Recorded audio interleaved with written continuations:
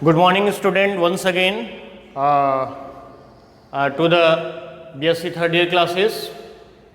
In the zoology subject, we are described to the bacterial disease. In the last videos, we are described to the airborne disease, is to the tuberculosis and to the diphtheria. And now in this videos, we are rest of the part up to the airborne diseases, which are described here. First of all, to the pertussis. What is the meaning of the pertussis into the Latin word? The intensive, and the tusis is the cough. This is the intensive cough. This is the very intensive. This is the more and more cough which are coming, which is called to the whooping cough.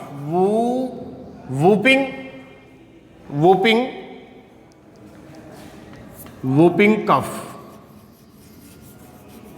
is called to whooping cough.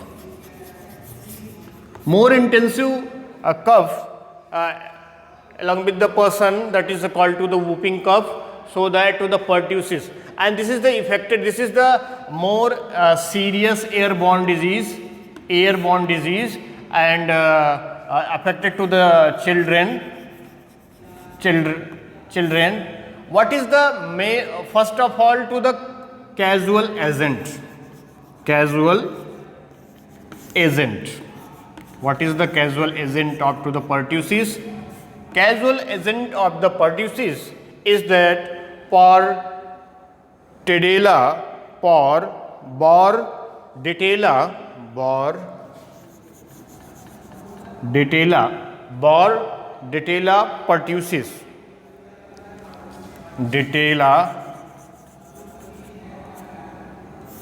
pertussis. Bordetella pertussis is the casual agent of to the pertussis diseases, and which means that to the very extensive cough, gram-negative bacteria which cause this disease. This is the highly contagious disease. And what is the this agent? What is the way which are applied that to the appeared into the healthy ones? So first, second is that to the transmission or the infection. In the transmission or the infection of this disease, तो इस videos में हम जो है pertussis की बात कर रहे हैं, जहाँ पे ट्रांसमिशन की चर्चा हो रही है. ट्रांसमिशन के अंतर्गत अब एक जो इन्फेक्टेड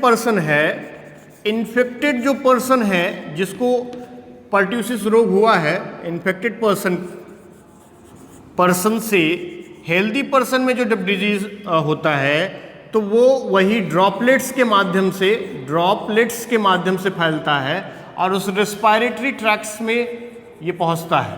रेस्पिरेटरी ट्रैक्ट जो होता है वहां पे ये पहुंचता है किसमें? हेल्दी पर्सन में. हेल्दी पर्सन में. तो इस प्रकार से हेल्दी पर्सन जो है ड्रॉपलेट्स के माध्यम से जो इन्फेक्टेड पर्सन होते हैं उनके कांटेक्ट में आते हैं और वहाँ से ये रेस्पिरेटरी ट्रैक्ट तक वहाँ पे पहुँचते हैं. और इनका जो कहते हैं after the infection, after the entry inside the body, उनका जो ड्यूरेशन होता है वो 7 टू इंक्यूबेशन पीरियड बोला जाता है. 7 टू 14 डेज में के अंतर्गत ये अपने आप को वहाँ पे स्टेब्लिश करके अपनी फंक्शनिंग शुरू कर देते हैं. मतलब वहाँ पे कैरेक्टर को शो करने लगते हैं जिसके आधार पे हम वहाँ पे बोलते हैं. तो उस आधार पे वहाँ पे इन्फेक्शन को जो है क्रिएट करते हैं. तो अपर जो रेस्पिरेटरी ट्रैक्ट होता है वहाँ पे ये जो बॉर्डेटेला pertussis होता है वहाँ पे उसकी इपिथेलियल सेल से अटैच्ड हो जाती है. मतलब जो अपर रेस्पिरेटरी ट्रैक्ट होती है वहाँ पे ट्रैक्ट होती है, वहाँ पे वो जाके उसकी इपिथेलियल जो सेल होती है, थीलियल जो सेल होती है, टिश्यूज होती है, वहाँ से क्या होगी? वहाँ पे अधेसिव हो जाएगी, तो अधेसिव नेचर होती है, वहाँ पे जाके जो है क्रिएट चिपक जाएगी और सेवरल टॉक्सिन को प्रोड्यूस करने लगेगी, सेवरल टॉक्सिन को वहाँ से प्रोड्यूस करने लगती है। और आप समझ सकते हैं कि अगर सेवरल टॉक्सिन्स को प्रोड्यूस होगी तो उसका क्या जो है नेचर होगा, तो इंटेंसिव कफ को वो रिप्रेजेंट करने लगती है। तो इसका मतलब ये है कि वो सिम्टम को डेवलप करेगी, और सिम्टम को डेवलप करने का मतलब ये है कि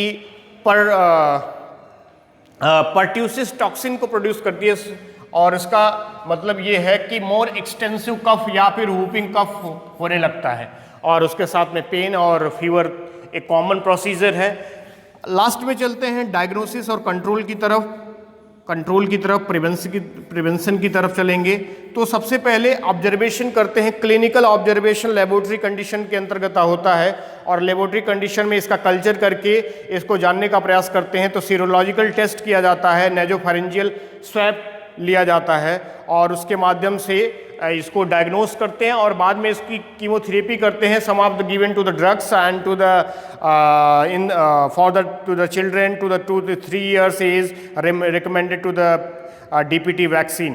तो यहाँ पे चिल्ड्रन डायग्नोसिस का सीरोलॉजिकल जो तरीका है डायग्नोसिस का, उसके माध्यम से उसको जानने का प्रयास करते हैं कि किस प्रकार का बैक्टीरियम है, क्या डिजीज फैला रहा है। और उसके बाद कीमोथेरेपी के अंतर्गत तो यहाँ पे जैसे कह सकते हैं कि एंटीबायोटिक्स का जो है रोल प्ले होता है यहाँ पे। तो क्लोरेनफेनिकॉल दिया जाता है, प्रेस्क्राइब किया क्लोरेनफेनिकॉल,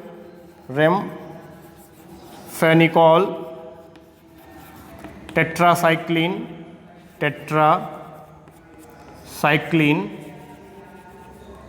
और कह सकते हैं इरिथ्रोमाइसिन भी बोल सकते हैं हम, इरिथ्रोमाइसिन। ये डॉक्टर्स की तरफ प्रेस्क्राइब रिकमेंड किया जाता है दवा लेने के लिए। और चिल्ड्रन के लिए डीपीटी देखिए पिछली बार में भी था, डिप्थीरिया, पर्ट्यूसिस एंड टेटनस। तो पर्ट्यूसिस रोग है तो ये चिल्ड्रन के लिए यहाँ पे वैक्सीनेट किया जाता है। 2 से 3 साल जो होते हैं वो वहाँ से वैक्सीनेट करके इस पे कंट्रोल करने का प्रयास किया जाता है, और बहुत सारे हद तक कंट्रोल भी होता है। तो इस हिसाब से पर्ट्यूसिस रोग जो एयरबॉर्न डिजीज है वो हो गया। अगला चलते हैं हम अगले एक डिजीज के तरफ जो इसी से जुड़ा हुआ है, स्ट्रेप्टोकोकस निमोनिया, स्ट्रेप्टोकोकल निमोनिया के बारे में। तो स्ट्रेप्टोकोकल निमोनिया क्या होता है, निमोनिया, और ये खासकर ये भी डेंजरस डिजीज है, बड़ा सीरियस डिजीज होता है, क्योंकि ये हमारे लंग से जुड़ा हुआ रोग होता है। तो हम इसी एयरबॉर्न डिजीज के अंतर्गत एक अगले डिजीज की तरफ चलते हैं जिसका नाम है स्ट्रेप्टोकोकल निमोनिया।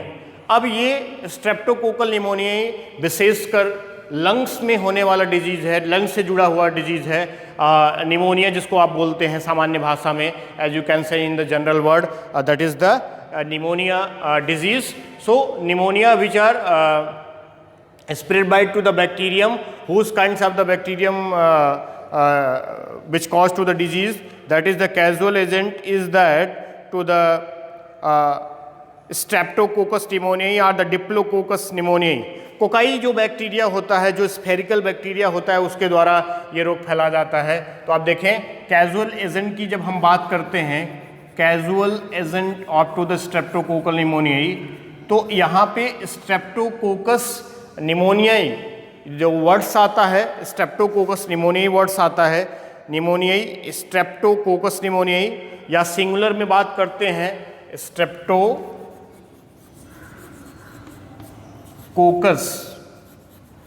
निमोनियाई, निमोनियाई। तो स्ट्रेप्टोकोकस निमोनियाई की बात करते हैं, लेकिन जब सिंगुलर की बात करेंगे तो डिप्लोकोकस निमोनियाई, क्योंकि वहाँ पे जब बैक्टीरिया के टाइप्स की हम बात कर रहे थे तो वहाँ पे हमने बताया था कि कोकस, डिप्लोकोकस, स्ट्रेप्टोकोकस, स्टेफाइलोकोकस, इस प्रकार के बैक्टीरिया होते हैं। तो यहाँ पे स्ट्रेप्टोकोकस निमोनियाई होते हैं जो कि डिजीज़ को फैलाते हैं। और अब हम ये बात करते हैं कि ये डिजीज़ जो है कैसे फैलता है। तो inhabitant of the normal microflora of the nose, so streptococcus pneumoniae is considered as the endogenous infections। अब हम बात करते हैं pneumonia is caused by the bacterium present to the respiratory tract. अब किसको सबसे ज़्यादा ये रोग होता है, मतलब इन्फेक्शन कैसे फैलता है, कैसे होगा, ये उस पर्सन को ज़्यादा होगा जो कि पहले से रेस्पिरेटरी ट्रैक्ट में कोई इन्फेक्शन होता है, respiratory tract is already infected, infection होता है, या फिर कोई फिजिकल इंजरी हुई है, फिजिकल इंजरी हुई है कोई उसमें, या फिर डायबिटीज हुई है, डायबिटीज हुई है। तो इस प्रकार के अगर वहाँ पे रोग कुछ पहले से हुए हैं तो उनको होने के जो चांसेस होते हैं वो viral infection of the respiratory tract, physical injury of the तो वहाँ पर इन्फेक्शन होने के चांसेस बढ़ जाते हैं। और ये होता कैसे है इसको हम बताते हैं आपको। जो स्ट्रेप्टोकोकस निमोनिया जो होता है, जब हम लंग्स की बात करते हैं, lungs is the chief or the major or the principal respiratory organ, where are the primary, secondary, tertiary, terminal alveoli and bronchioles and the bronchi, and that is the going into the alveolar, and the air sacs is a present, alveoli is a present where। तो ये जो bacteria होता है Streptococcus निमोनियाई, ये आपकी जो हमारी जो एल्वलाइज होती हैं, एल्वियोलाई जो होती हैं, वहाँ पे जाके किसके, लंग्स की जो एल्वलाइज होती हैं वहाँ पे जाके उसको इन्फेक्टेड करती है, वहाँ पे पहुँचती है स्पेसेस में। और एल्वलाई जो है पूरी तरीके से इन्फेक्टेड होके, alveoli are filled with the blood and fluid. जो ये एल्वलाइज होती है वो ब्लड और फ्लूइड से ये जो बैक्टीरिया होता है अपने जब टॉक्सिन फैलाता है तो ब्लड और फ्लूइड से जो स्पेस होती है, एल्वलाइज जो स्पेस होती है वो भर जाती है, जिसके कारण इन्फेक्शन होगा, इन्फ्लेमेशन होता है, इन्फ्लेमेशन होगा। और इन्फ्लेमेशन दैट्स वाई, तो इसके कारण दैट इज वाई तो क्या होगा कि कफिंग होने लगेगी, और कफिंग से क्या होगा, स्पुटम निकलेगा। तो कफिंग के माध्यम से क्या होती है, कफिंग के माध्यम से स्पुटम आने लगेगा, स्पुटम। तो स्पुटम आएगा और जो है रेडिश कलर का वो कफिंग के माध्यम से। तो ये जो बैक्टीरिया इस तरीके से इन्फेक्शन को फैलाता है, जबकि एक किसी हेल्दी पर्सन में आता है। अब जबकि इन्फेक्शन जब हो जाता है तो when the entire lobes of the lungs, जब पूरा का पूरा lungs, entire lobes of lungs जब प्रभावित होता है, लंग्स का पूरा लोब्स प्रभावित होगा, मतलब आप समझ सकते हैं अगर हम लंग्स बनाएं इस तरीके से तो पूरा का पूरा जो यहाँ पे प्राइमरी, सेकेंडरी, टर्सरी, टर्मिनल जो ब्रांचेज होती हैं इस तरीके से, और एल्वोलाई सैक ये होती है, तो पूरा लोब्स जब प्रभावित हो जाता है पूरा का पूरा, तो इस रीजन जो पूरा प्रभावित होगा तो इसको लोबर निमोनिया बोलते हैं, लोबर निमोनिया। ठीक है, जबकि पूरा लंग्स का लोब पूरी तरीके से प्रभावित हो जाए इस रोग से, उसको लोबर निमोनिया, इंटायर लोब, तो उसको लोबर निमोनिया बोलते हैं। जबकि दोनों side, both side of the lungs की बात करते हैं तो उसको जो है डबल निमोनिया बोलते हैं। उसको क्या बोला जाता है, डबल निमोनिया। आप जनरल वार्ड में सुने भी होंगे डबल निमोनिया। और जबकि जो ब्रैंकियल ट्रीज होती है, जो ब्रांकाई एंड ब्रैंक्यूल्स होती हैं, प्राइमरी, सेकेंडरी, टर्सरी, टर्मिनल, इस प्रकार से आगे बढ़ती चली जाती हैं। जब ब्रैंकियल ट्री प्रभावित होती है तो इसको ब्रैंको निमोनिया बोलते हैं। ब्रैंकियल ट्री जब प्रभावित होगी, ब्रैंकियल जो ट्रीज प्रभावित होती है तो तब इस डिजीज को बोला जाता है ब्रैंकियो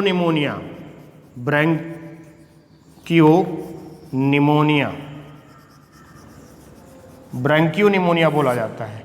तो आप देखें इस प्रकार से ब्रैंकियल ट्रीज जब प्रभावित होगी तो ब्रैंकियो निमोनिया हो गया। अब इसके सिम्टम की तरफ चलते हैं, तो सिम्टम में देखेंगे तो breathing with difficulty and chest pain आता है। सिम्टम की बात कर लेते हैं हम, इसके सिम्टम एक एक हेड्स को लेके चलेंगे तो आपको आसानी होगी। तो सिम्टम में चिलिंग आती है, चिलिंग की बात करते हैं हम, फिर चेस्ट पेन होता है और सांस लेने में दिक्कत होती है, difficulty in the breathing, difficulty in breathing, difficulty in breathing होता है। तो इस प्रकार से हम कह सकते हैं कि जो क्या कहते हैं सिम्टम है, ये सारे लक्षण दिखाई पड़ते हैं। डायग्नोसिस और कंट्रोल की बात करते हैं, तो डायग्नोसिस और कंट्रोल फिर वही एक्सरे किया जाएगा, कल्चर किया जाएगा और बायोकेमिकल टेस्ट किए जाते हैं। और जब ट्रीटमेंट की बात आती है तो पेनिसिलियम जी, जब हम डायग्नोसिस की बात करते हैं और कंट्रोल की बात करते हैं, हमने डी और सी लिखा है शार्ट में इंडिकेट करने के लिए, डायग्नोसिस एंड कंट्रोल। तो डायग्नोसिस में बायोकेमिकल टेस्ट है, एक्सरे है, जिसके माध्यम से पता चलेगा कि हमारे लंग्स में क्या हुआ है। उसके बाद हम मेडिसिन को प्रेस्क्राइब करेंगे डॉक्टर्स के माध्यम से, तो उसमें देखते हैं कि जो एंटीबायोटिक्स है वो तो पेनिसिलियम जी है, और उसके बाद जो है आफ्लॉक्सिन है, ऑफ्लॉक्सासिन है, सेफ्ट्रिएक्सोन है। तो पेनिसिलियम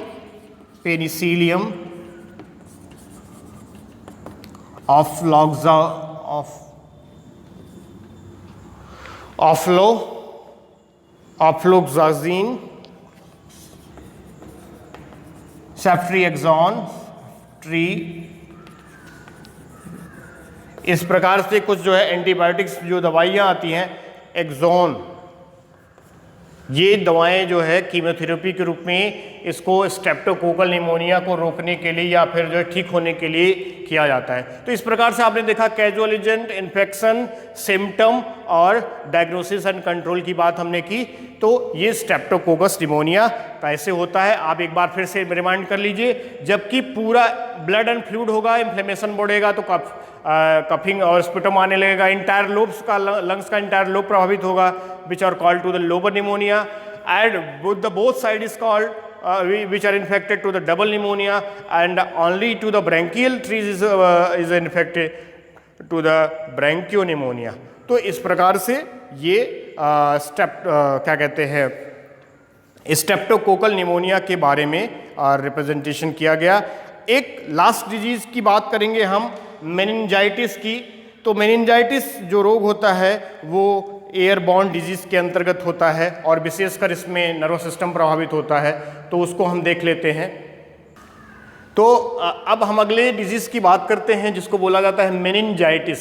ये जो है विशेषकर नर्वस सिस्टम का रोग है, और जबकि एक विशेष प्रकार का जो बैक्टीरिया नेसेरिया मेनिंजाइटिस जो होता है वो ब्लड के माध्यम से, सर्कुलेटरी सिस्टम के माध्यम से जब आपके नर्वस सिस्टम में पहुंच जाता है और वहाँ पे मेनिन जो कि हमारा हिंड ब्रेन का पार्ट्स होता है उसको प्रभावित करता है, तो वहाँ से जो है डिजीज मेनिंजाइटिस जो रोग होता है वो उत्पन्न करता है।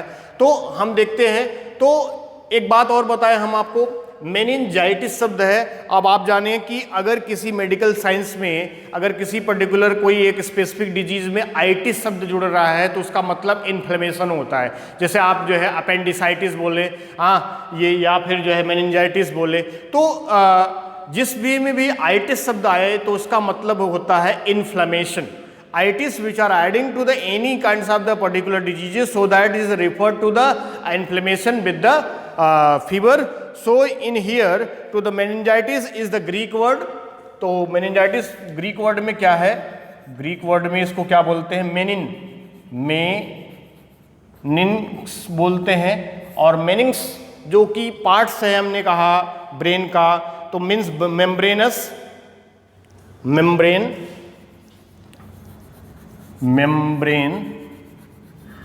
और आइटिस का मतलब होता है, आइटिस शब्द जो आया है वो इन्फ्लेमेशन के लिए आया है, इन्फ्लेमेशन।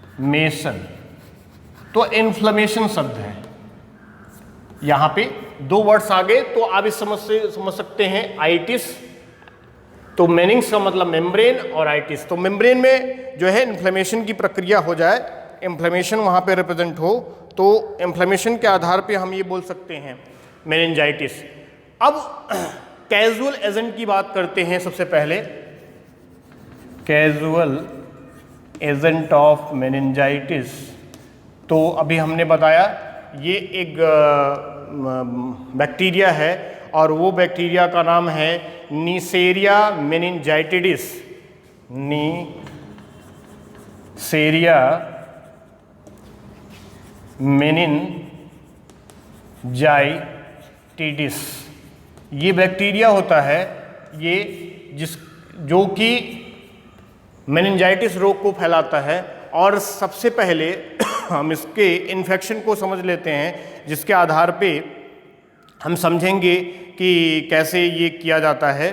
तो अब हम जबकि इन्फेक्शन को समझते हैं,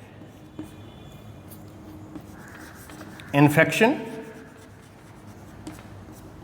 में देखते हैं, तो इन्फेक्शन के माध्यम से जबकि कोई इन्फेक्टिव जो पर्सन्स होता है उसका जो रेस्पिरेटरी सिक्रीशन है, रेस्पिरेटरी जो सिक्रीशंस होते हैं,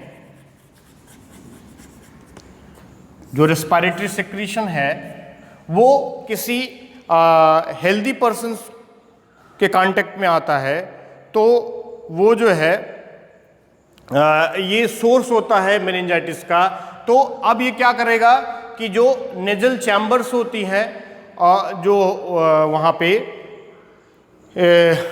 जो हमारा जो ये नेसेरिया मेनिंजाइटिस जो बैक्टीरिया है वो नेजोफेरिंग्स, आप जानते हैं nasopharynx is the part up to the pharynx is the commonest part, nasopharynx, oropharynx, laryngopharynx, so that is this is the respiratory parts, respiratory tract in the bacteria first of all to the colonize. तो bacteria वहाँ establish करेगा, colony बनाएगा और colony बना के वहाँ से म्यूकोसनल barrier को क्रॉस करता हुआ और इंटर कर जाएगा ब्लड स्ट्रीम में। तो वो ब्लड स्ट्रीम में चला जाएगा और ब्लड स्ट्रीम से होता हुआ सेरिब्रोस्पाइनल फ्लूइड में पहुंच जाएगा। और सेरिब्रोस्पाइनल फ्लूइड क्या होता है उसको हम बताते हैं, सेरिब्रोस्पाइनल फ्लूइड। सेरिब्रोस्पाइनल फ्लूइड ये हमारा जो ब्रेन है वो तीन पार्ट्स है, there are the three parts of the brain, fore brain, mid brain and the hind brain. The hind brain which are also have to the two parts in between to the pons and cerebellum, and in the cerebellum, pons and to the mains is the part is the here is the located, so that where are to the fluids material is found into the cerebro and spinal, because there are the adding with the forebrain to the cerebrum and to the spinal cord. So here to the fluid is present to the cerebrospinal fluid. So this bacteria which through the blood stream is going into the cerebrospinal fluid, which means that is the present which is reached into the in the brain. तो इस आधार पे जो bacteria यहाँ से मेनिंग्स को जो है प्रभावित करता है, मेनिंग्स को प्रभावित करता है, और मेनिंग्स के प्रभावित होने से जो है ये मेनिंजाइटिस रोग होता है। तो अब इसका जो स्पेसिफिक जो वही एंटीबायोटिक्स की मदद से जो है इसको देखते हैं। जो मैंने कहा कि लक्षण क्या होगा, इसका लक्षण है आइटिस इन्फ्लेमेशन सबसे दिखाया जाता है। तो डायग्नोसिस और कंट्रोल की बात करते हैं तो कीमोथेरेपी के अंतर्गत एंटीबायोटिक्स को प्रोवाइड किया जाता है, रिकमेंड किया जाता है, एंटीबायोटिक्स को प्रोवाइड किया जाता है। तो वही एम्पिसिलिन आएगा, इसमें क्लोरामफेनिकॉल आएगा, पेनिसिलिनियम आएगा, ऑफ्लॉक्साजीन आएगा। तो बहुत सारे वैक्सीन्स भी वैक्सीन्स भी अवेलेबल हैं जो इसको ट्रीट करते हैं। तो वही सारे जो मोर और लेस जो एंटीबायोटिक्स को रिप्रेजेंट किया जाता है वो इस कैटेगरी में रखे जाते हैं। तो so that there are the 5 types of to the airborne disease which are placing into the airborne disease which causing by the bacteria. तो बैक्टीरिया के एयरबॉर्न डिजीज में 5 प्रकार के हमने जो है डिजीज बताए। पहला ट्यूबरकुलोसिस, पर्ट्यूसिस, डिप्थीरिया, मेनिंजाइटिस और स्ट्रेप्टोकोकल निमोनिया। तो 5 प्रकार के 5 अलग अलग एजेंट हैं, पांचों का अलग अलग लक्षण होता है और वो किसी एक विशेष प्रकार के बैक्टीरिया के द्वारा वहाँ पे स्प्रेड किए जाते हैं। तो इसी क्रम में हम अगले बढ़ेंगे और हम दूसरे वे मीडियम की तरफ बढ़ते हैं और वो मीडियम है food and water born disease का मीडियम है। तो food and water born disease के अंतर्गत हम देखेंगे कि कैसे कितने प्रकार के जो है रोग होते हैं और उन रोगों से कौन कौन सा उस कैजुअल एजेंट से कौन कौन सा रोग होता है विशेषकर। तो बेसिकली कॉलरा, बॉटुलिनम, सिजलोसिस और टाइफाइड, ये 4 जो बीमारियां विशेषकर होती तो बहुत सारी हैं, लेकिन ये 4 जो बीमारियां विशेषकर यहाँ पे रिप्रेजेंट होंगी। तो हम रिप्रेजेंट ये करेंगे दूसरे प्रकार का। तो दूसरे में फूड, अभी तक हमने एयरबॉर्न डिजीज पढ़ा, अब हम दूसरा पढ़ेंगे food and water borne disease. Food and water borne disease. Food and water borne disease का जो वाटर और फूड से, क्योंकि वाटर और फूड से सबसे ज़्यादा रोग होते हैं, क्योंकि हम डायरेक्टली कंटेमिनेंट्स को, कंटेमिनेटेड मटेरियल्स और जो फूड मटेरियल्स होता है, वाटर होता है, उसको हम लेते हैं और जिसके माध्यम से जो bacteria, group of the bacteria हमारे बॉडी में एंटर करते हैं और बहुत सारे डिजीज़ को जो पर्टिकुलर ऑर्गन से कंसर्न होते हैं वो वहाँ से डिजीज़ फैलता है। तो इसके अंतर्गत विशेषकर जो है कॉलरा, डिसेंट्री जिसको बोलते हैं, सिजिलोसिस बोला जाता है, टाइफाइड फीवर होता है और आपका जो है बॉटुलिनम, जो फूड पॉइजनिंग जिसको आप सामान्य भाषा में बोलते हैं, ये विशेषकर रोग होता है। तो हम एक एक कर रोग की बात करते हैं, चर्चा करते हैं और उसमें उसी प्रकार से बात करेंगे जिस प्रकार से जो है तो contamination of the food and to the water which are going into the stomach and after the finally we are going into the intestine, that is caused to the specific diseases, so that's why to the this medium is called to the food and water borne diseases. So cholera, botulism, sigilosis are the dysentery, and to the typhoid fever. And the typhoid fever is a very common fever nowadays because all the persons which directly or indirectly infected. So that in this topics we just go now to the food and water borne disease. तो अब हम बात करते हैं food और water borne disease की। तो पहला हम बात करेंगे कॉलरा की। तो कॉलरा जो इसके अंतर्गत food and water borne disease के अंतर्गत हम कॉलरा की बात करेंगे। Cholera, CHOLERA, cholera. ये कॉलरा जो है वो लैटिन वर्ड से बना है और कॉली का मतलब होता है, कॉली का मतलब बाइल। लैटिन वर्ड में इसका मतलब हुआ, लैटिन वर्ड में इसका मतलब है कॉली मतलब बाइल।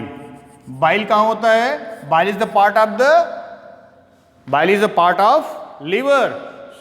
तो बाइल जो होता है वो लिवर का भाग होता है और वहाँ पे तो ये कॉलरा जो रोग है वो बाइल से संबंधित है, आपके लिवर पार्ट से संबंधित है और वहाँ से होने वाला जो बीमारी है। और यहाँ पे सबसे पहले first of all you know that तो gram negative bacteria vibrio cholerae. अब कॉमा शिफ्ट जो बैक्टीरिया होता है, कैजुअल एजेंट की बात करते हैं, कैजुअल एजेंट की बात कर लेते हैं। तो कैजुअल एजेंट में जो कॉमा शिफ्ट बैक्टीरिया होता है, हमने टाइप्स ऑफ द बैक्टीरिया में आपको बताया, कॉमा शिफ्ट बैक्टीरिया होता है वहाँ से। तो कैजुअल एजेंट इसमें होता है विब्रियो कॉलेरी, विब्रियो कॉलेरी। जो विब्रियो कॉलेरी जो बैक्टीरिया होता है उसके माध्यम से कॉलरा रोग फैलता है, जो कि आपके बाइल को प्रभावित करता है और जो वहाँ से आधार पे जो है और विब्रियो कॉलेरी के पास जो है फ्लैजेलम होता है और ये मूव करता है। तो बैक्टीरिया कैसे एक्वायर करेगा, तो बैक्टीरिया वेस क्या है, मीडियम क्या है, पहले समझ लेते हैं। कैजुअल एजेंट, इन्फेक्शन की बात करते हैं हम। इन्फेक्शन, तो इन्फेक्शन कैसे होगा, ये सोर्स चाहिए, या तो कोई इन्फेक्टेड पर्सन है उसके टच में हम आए, या फिकस मैटर, या कंटेमिनेटेड जो फूड मटेरियल होता है, contaminated which the bacterium which are acquired after to the taking to the contamination food of the faeces matter और द फ्रॉम द पेशेंट और कैरियर्स, तो वहाँ से हम जो है प्राप्त करते हैं। और इसका जो इंक्यूबेशन पीरियड होता है वो 24 टू इंक्यूबेशन पीरियड जो होगा वो 24 टू 72 आवर्स होता है। मतलब 24 से 72 घंटे में ये जो बैक्टीरिया होगा विब्रियो कॉलेरी, और बहुत तेजी से ग्रोथ करेगा, अपना जो है नंबर बढ़ाएगा, और जिसके आधार पे पॉइजन को फैलाएगा। और जो पॉइजन यहाँ पे, तो ये जो स्मॉल इंटेस्टाइन जो होता है वहाँ पे ये पहुँचता है, और स्मॉल इंटेस्टाइन रीजन में पहुँचेगा और अधेसिव हो जाए, स्मॉल इंटेस्टाइन एरिया में पहुँचेगा और वहाँ पे अधेसिव नेचर होगा। तो एक टॉक्सिन वहाँ पे क्रिएट करता है ये, और उस टॉक्सिन को बोला जाता है कोलेरेजिन। कॉलरा रोग होता है तो उसको बोलते हैं हम लोग कोलेरेजिन।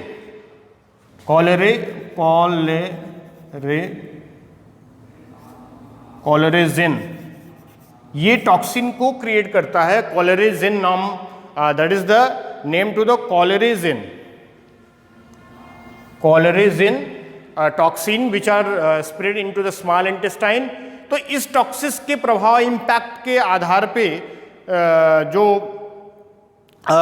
ये प्रोटीन होता है और ये बाइंड कर लेगा, और बाइंड करता है तो रिजल्ट क्या होगा, प्रोटीन लॉस होने लगेगा, लॉस वाटर एंड इलेक्ट्रोलाइट्स। तो water and electrolytes, sodium potassium जो होता है, इलेक्ट्रोलाइट्स जो होते हैं वो क्या होते हैं, लॉस होने लगते हैं। और लॉस होगा तो फिर जो है सिम्टम क्या आएंगे, सिम्टम देखते हैं हम। We are just see the symptom, how the symptom is after the creating to the which are secreted to the water electrolytes from to the body after the releasing to the colerazin, so that in the symptoms, that is the cramping in the abdominal muscles, vomiting, fever, cramping in the abdominal muscles,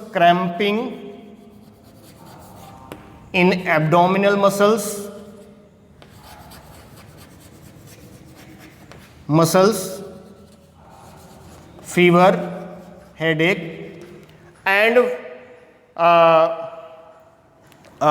important watery diarrhea.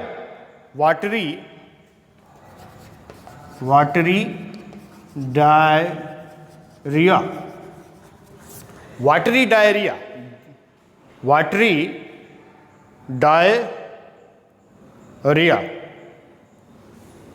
diarrhea,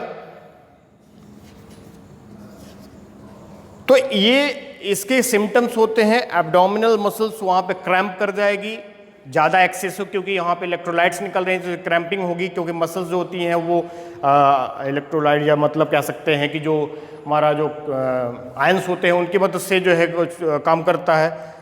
fever होगा, water जो है ज़्यादा से ज़्यादा amount में निकलने लगा, इसलिए वाटरी डायरिया इसको भी बोल सकते हैं। तो इस आधार पे वहाँ से और जब तक कि पर्सन जो है अगर 10 से 15 लीटर जो फ्लूइड है, 10 to 15 लीटर जो फ्लूइड्स होता है, अगर वो दिन में निकाल देता है तो उस पेशेंट जो है उसकी मृत्यु भी हो सकती है।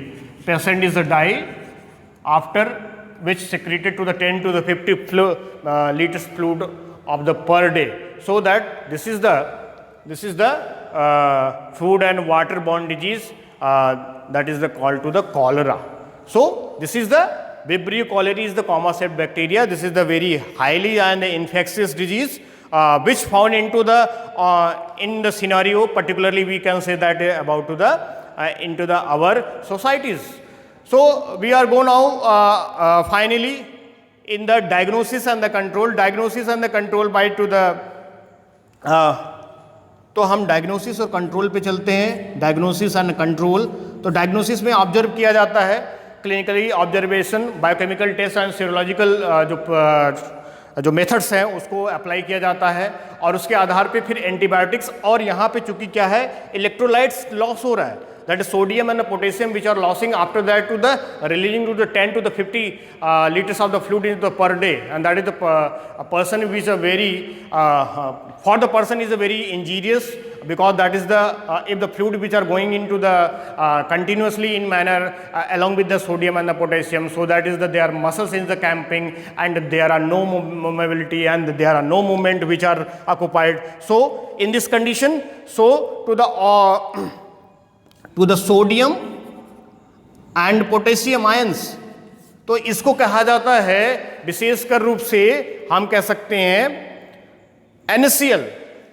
तो सोडियम क्लोराइड NaCl, इसको क्या किया जाता है, ड्रॉपिंग की जाती है, उसको जो पेशेंट है उसको ड्रॉप करके चढ़ाया जाता है, जिसके आधार पर उसका इलेक्ट्रोलाइट्स मेंटेन रहे बॉडी में. और उसके अलावा कुछ एंटीबायोटिक्स का recommendation, the doctors which are suggest and recommended that to the some kinds of antibodies for that to the prevention of the cholera disease which food and water and borne disease. तो इस प्रकार से इस top videos में हमने food and water borne disease के अंदर cholera को देखा. अगले वीडियोस में हम food and water borne disease से ही रिलेटेड कुछ नए डिजीज को देखेंगे. तब तक के लिए धन्यवाद.